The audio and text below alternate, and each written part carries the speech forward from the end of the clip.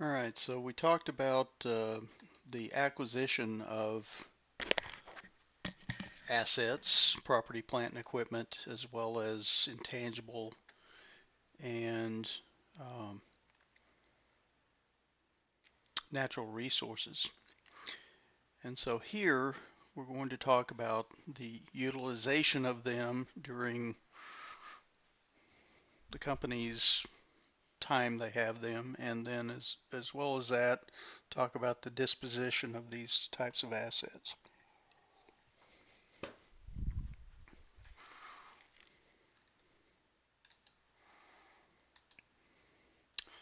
All right, so just an overview.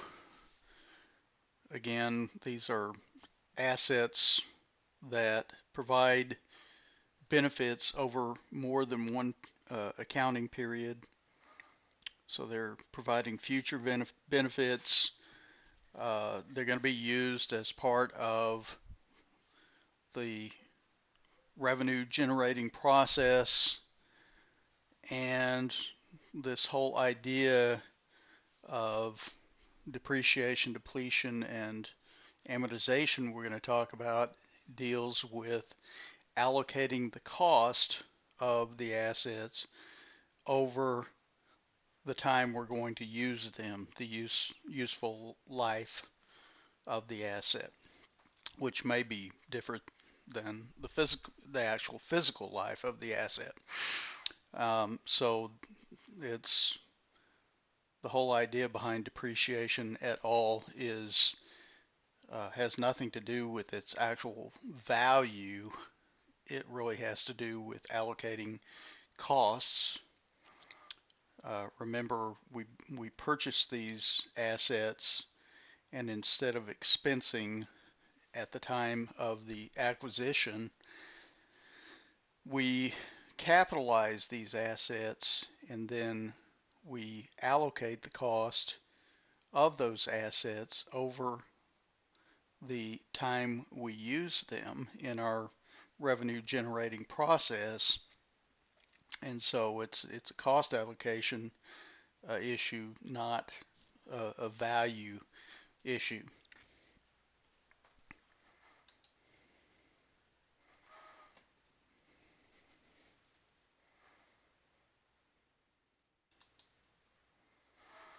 Now,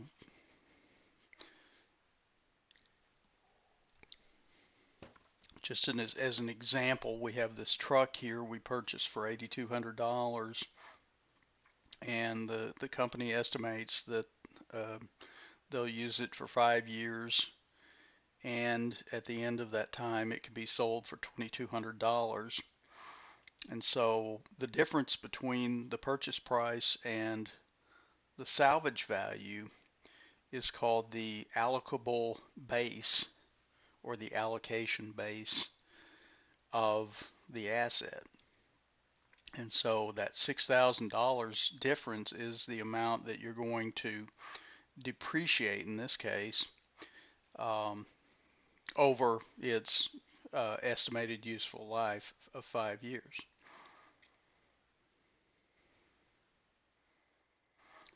When measuring cost allocation, you have to know three things. You have to know the service life, which is the estimated use that the company expects to receive from the asset, future use.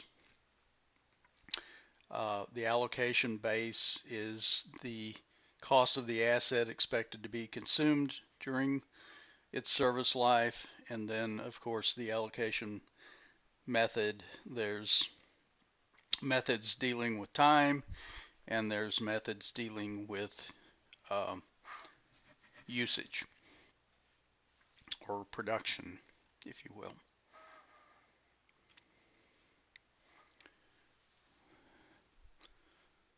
So service life is the amount of use that the company expects to obtain from an asset before its disposal. These are expressed in units of either time or units of activity production. Um, and so an example is this estimated service life of the delivery truck. Now understand that the service life can be different than its actual physical use or physical life. Um, and so uh, the physical life would be the upper bounds for service life. In other words, if they just drive the wheels off the truck till, it's no longer any good to anybody, then service life and physical life are one and the same.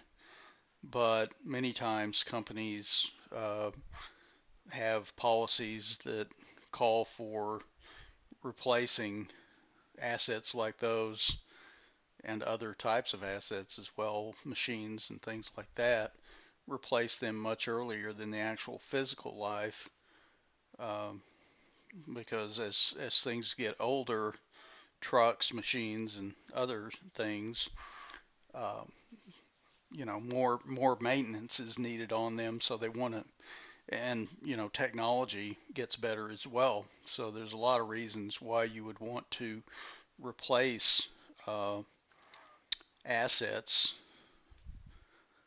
before long before the physical life is used up. So anyway, bottom line is service life oftentimes is different than the actual physical life of an asset. And so the estimated service life of a delivery truck could be expressed in terms of time, the number of years they expect to use it, or it could be expressed in the terms of mileage that they're going to drive before they dispose of it.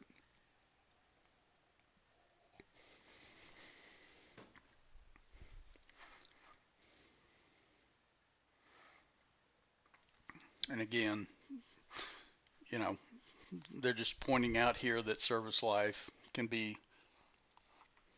oftentimes less than the actual physical life of an asset. For intangible assets, the legal or contractual life of the intangible assets are the upper bound for service life. But, for example, a patent might become obsolete because of new technologies, new products, new processes. And so at that time, if that happens, then the actual service life of that contract becomes uh, less than its legal or contractual life. All right, so the allocation base is the amount of cost to be allocated over an asset's service life. As we saw, it's the initial value, or actually you should say the initial cost of the asset at its acquisition, less the estimated salvage value.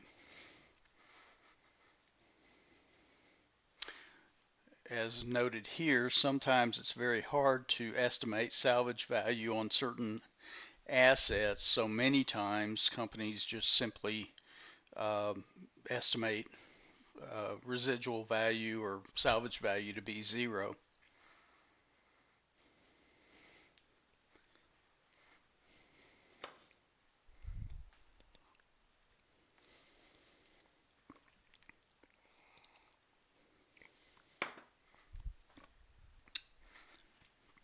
The allocation method should be selected that corresponds to the pattern of benefits received from the asset's use. And so basically management has to figure out what they're going to use this asset for and what benefits they'll receive from it during its service life, and then try to match up an allocation method that fits that pattern.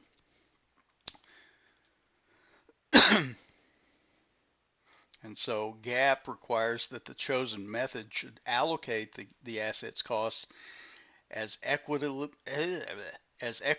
as possible to the periods during which services are obtained from its use. And so these this method should produce a cost allocation that is done in a systematic and rational manner. And so, again, the two types generally of allocation approaches are the time-based method, and there's three methods we'll look at under the time-based method, and then one activity-based method that we'll look at. And so time-based is, as it says, allocates the depreciable base according to the passage of time, whereas activity-based relates the depreciable or allocates the depreciable base using a measure of the asset's input or output, usually output.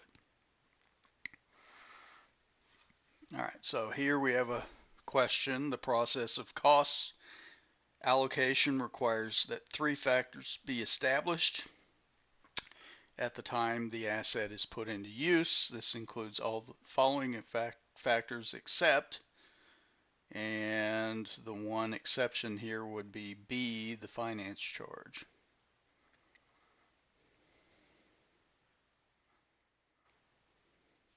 All right, so again, three types of time-based depreciation methods we'll look at.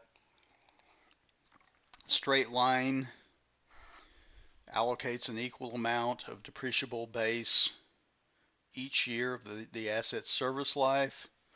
And then a couple of accelerated methods where you have more depreciation at the beginning towards the beginning of the service life of the asset and less at the end. So the two methods we'll look at are sum of the year's digits method and declining balance method. One activity-based depreciation method we'll look at is called units of production.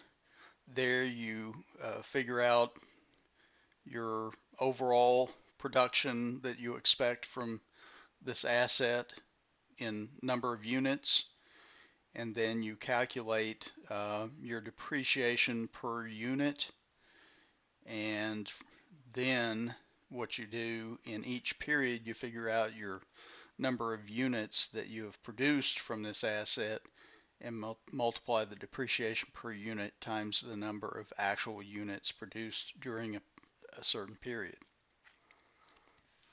All right, so we have an example here. Hogan Manufacturing purchased a machine for $250,000. They expect the service life to be 5 years. They expect the machine will produce 140,000 units. The anticipated salvage value is $40,000. The machine was disposed of after 5 years of use.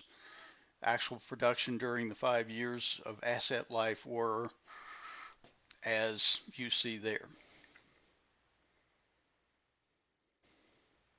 And so when you're calculating under the straight line method, your numerator is going to be the cost minus the estimated salvage value, and your denominator is going to be the estimated useful life, in this case 5 years.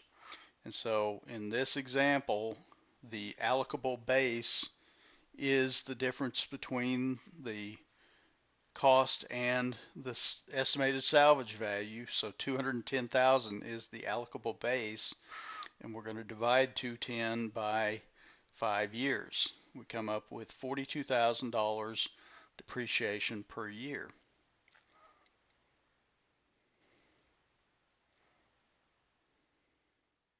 Note here that since we're building in the salvage value into our formula, that the book value, which is the difference between the cost and the amount of accumulated depreciation, is never going to be less than the estimated salvage value. So book value at the end of its life, the book value will be the estimated salvage value. You can never go below. Under the straight line method and a couple of other methods we see. Now there's one method where you don't take into consideration the depreciation, or excuse me, the estimated salvage value in your depreciation calculation. So you kind of have to look at it and compare. And so when we get to double declining balance method, I'll show you what I mean by that.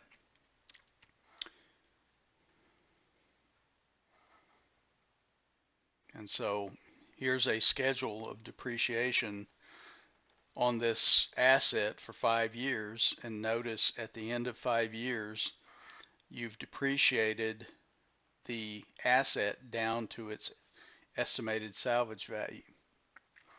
And that's because in your formula you've got built in to the formula in your numerator the fact that you're going to sell this for $40,000 at the end of its service life. So here we have a machine that cost $160,000, has an expected service life of 8 years and residual value of $16,000. Depreciation for the second year would be the same as the first.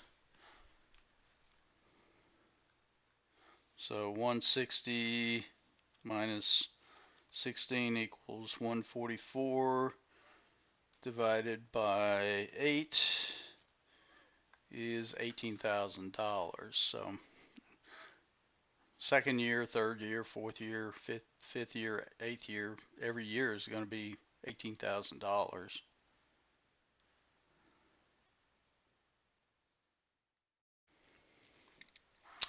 Next, let's look at the sum of the years digits method. I don't know how widely used this is, probably not very. But anyway, here the same example. Company expects service life to be 5 years. During that time, it's expected machine will produce 140,000 units. Anticipated residual value is 40,000. The machine was disposed of after 5 years use. SYD depreciation for each year of the asset's life is as follows. All right, so here what you're going to do is first you're going to add up the sum of the year's digits. And how you do that, let me just explain by showing you this particular example. In this particular example, I'm going to add up the sum of 5 years. And so I'm going to add the sum of 5 plus 4 plus 3 plus 2 plus 1. If I add that up, you have 15. All right, so 15 is going to be my denominator when I'm calculating depreciation. My numerator is going to start out at 5, and every year it's going to go down until we reach 1 in that 5th year. So first year it's going to be 210,000 times 5/15. Second year, less. So let's look at that.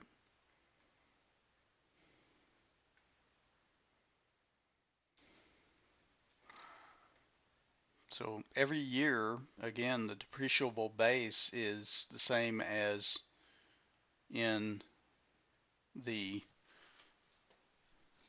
straight line method. So you've factored in to your formula the estimated salvage value, therefore you'll never go below the estimated salvage value.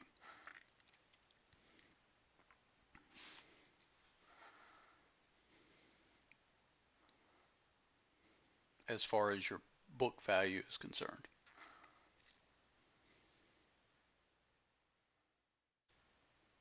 So there at the bottom is your formula if you want to do it that way.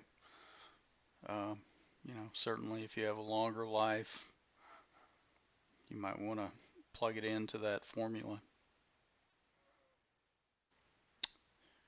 Double declining balance method. Now here you have to do things a little different. You have to first figure out what your percentage each year depreciation would be under the straight line method, and whatever that number is, you would multiply that times 2, okay? Thus, double declining balance. And so here we have a service life of 5 years. Under the straight line method, that would be a 20% depreciation percentage each year for 5 years. So, you've got to end up with 100%, right? Well, here, 20% times 5 years is 100%. And so you're going to take that 20% and multiply it times 2, and that's going to be your double declining balance percentage. And so every year you're going to multiply that double declining balance percentage times the book value at the beginning of each year. Now understand that under the DDB depreciation method, you don't have the same fail-safe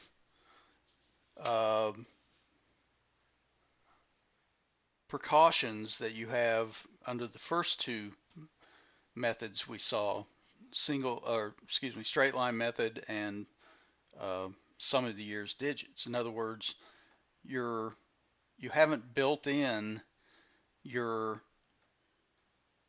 estimated salvage value into the formula so that your book value never goes below estimated salvage value. So here, what you have to do is kind of eyeball it near the end of the life of the asset, and if it looks like the estimated depreciation is going to go below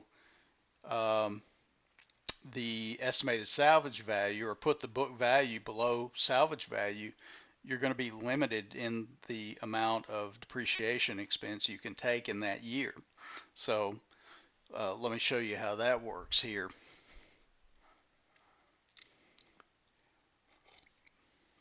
All right, so again, we've got 20% straight line, so we're going to multiply that times 2. Our beginning book value in year 1 is $250, so our depreciation expense is $100,000 at the end of the year. And the beginning of the second year, our book value is $150,000. In the second year, we're going to take that $150,000 and multiply it times 40%. We're going to come up with $60,000 depreciation, and that makes our book value at the end of the year, and of course the beginning of the third year, at $90,000. So we take in the third year 90,000 multiplied by 40, come up with 36, and that leaves our book value at the end of year 3 at 54,000. That's also our beginning book value year 4. And so if you multiply 54 times 40%, you come up with 21,600, and you can't use all of that depreciation expense because that would put your book value below salvage value. So you're limited to, in this case, the difference between the book value for that year at the beginning of the year minus your estimated salvage value, $14,000. And so note, in that last year, you get no depreciation expense.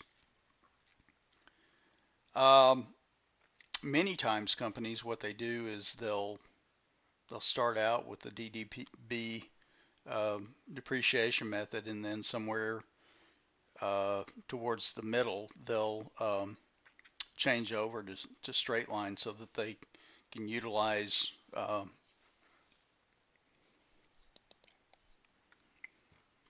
depreciation expense over the whole life of the asset, and you wouldn't have this sort of problem. All right, so here you have a machine that costs 160,000, expected service life of 8 years, residual value of 16,000, depreciation for the second year of the asset using the double declining balance method is, well, let's see. So you've got second year. All right, so here, 8 years useful life. So that would be 12.5%. Multiply that times 2, which is 25%. So first year, 160 times 0.25, so 40,000. And so in the second year, you're going to have a book value starting out of 160 minus 40, so 120.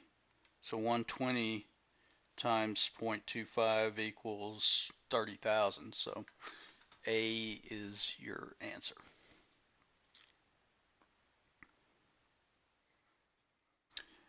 Last but not least, you have your activity-based depreciation method here. Same example as the original. And again, during that time, it's expected the machine will produce 140,000 units. Anticipated residual value is 40,000. Okay. And so first thing you do is you're going to take and you're going to figure out your depreciation per unit.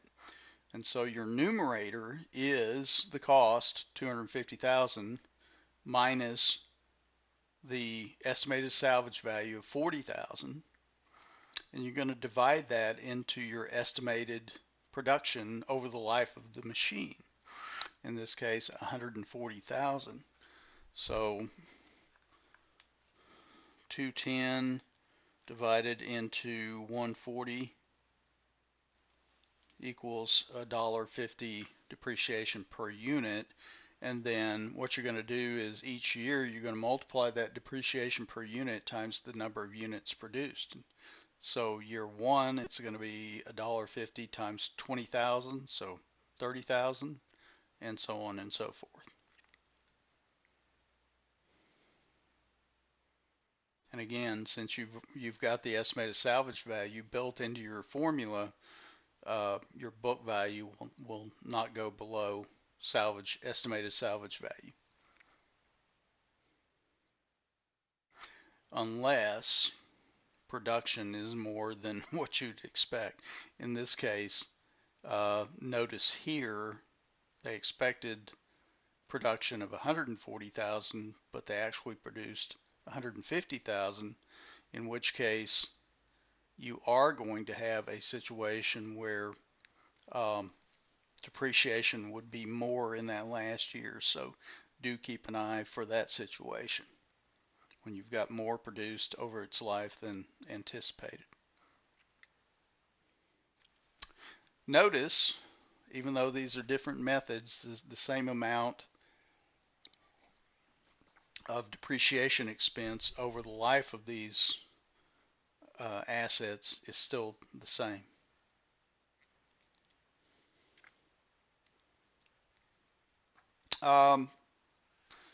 Selecting a depreciation method kind of depends. Certainly, straight line is the easiest method, and it's by far, if you look at the surveys of companies, it's by far the most used method because of its ease. It results in less depreciation in the earlier years, but definitely more in the later years when compared to accelerated methods. And this has uh, the effect of basically smoothing out your um, earnings versus the more accelerated methods. Of course, the accelerated methods result in more depreciation in the earlier years. Um, and here's the thing. Unlike uh, we may have talked about the LIFO conformity rule, where if you're doing LIFO for uh, financial accounting purposes, you have to choose LIFO, the LIFO method for tax purposes. Here, you could use straight line method for financial accounting purposes and use an accelerated method for tax purposes. So, thus, you may have different book income versus tax income. Notice here it says that activity-based depreciation typically provides a better match of revenues and expenses because these other methods are somewhat arbitrary.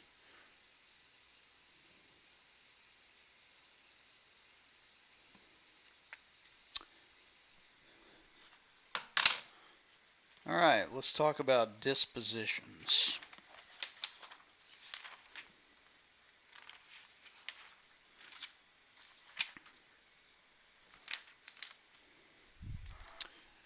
All right, so if you dispose of an asset, um, what you do with it kind of depends on how you dispose of it. If you just get rid of it, you don't even bother to sell it, and there's a remaining book value, you're going to end up removing the asset by crediting it, removing any accumulated depreciation by debiting that, and any remaining book value will be treated as a loss. Now, if you receive some sort of consideration for the asset, whether you have a gain or loss depends on the value of that consideration. If the consideration is more than the book value at the time the asset's sold, then you have a gain. If the disposition is less than the amount of the book value at the time it's sold, you have a loss. So we have a situation here where Hogan purchased the machine, uh, 250,000, expect service life of 5 years, salvage value of 40,000, straight line method. Uh, suppose that they decide to not hold the machine for 5 years, but instead sell it 3 years later, December 31, 2020, for $140,000. First thing you do before figuring out whether you have a gain or loss is update your depreciation in the year of disposition. Now, it may be a whole year, like in this case, or it may be a partial year. If it's a partial year, take the partial year's depreciation, update, make your entry, and update accumulated depreciation. All right, so here we have to add another $42,000, a whole year's worth of depreciation, so that we end up with accumulated depreciation of $126,000. And so because our uh, sales price for this item is $140,000, the amount of the consideration received is more than the book value at the time of it's sold. So you have a gain of $14,000. And so you're going to make the following entry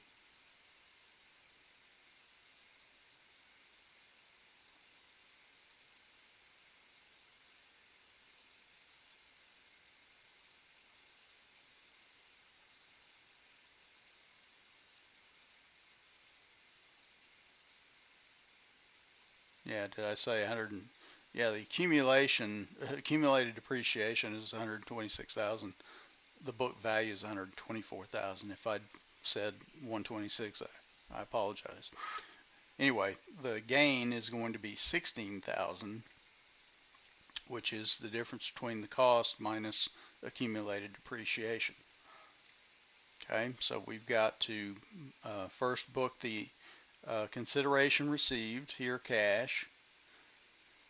We're going to back out our accumulated depreciation that's been updated, $126,000, back off the machine, $250,000, and then the difference is going to be your gain.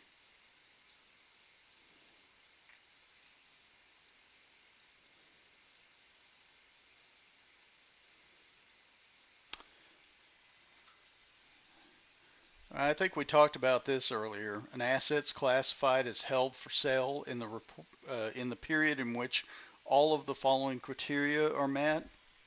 Management commits to a plan to sell an asset. The asset's available for immediate sale in its present condition. An active plan to locate a buyer and sell the asset's been initiated. The completed sale of the asset is probable and typically expected to occur within 1 year. The asset's being offered for sale at a reasonable price relative to its current fair value, and management's actions indicate the plan is unlikely to change significantly or be withdrawn. When you have an asset for sale, what you have to do is at the time you put it up for sale, determine whether the current book value is more or less than the fair value of the asset less any selling costs. If the fair value of the asset less any selling costs is less than the current book value, you're going to have a loss for the difference.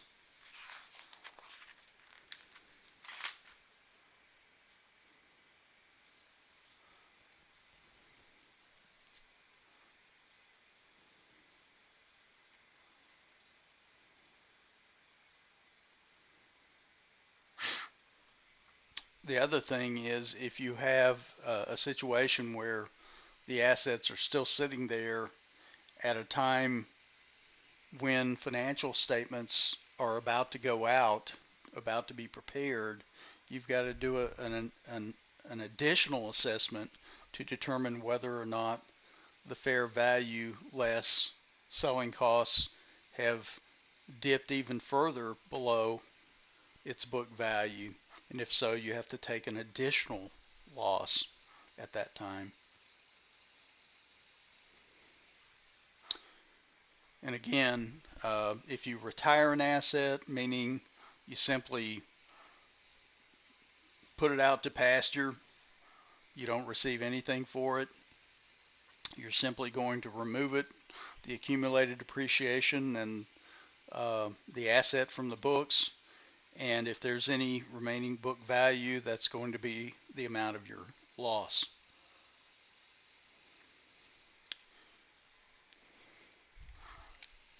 All right, let's take a short break and then I'll finish up with section A.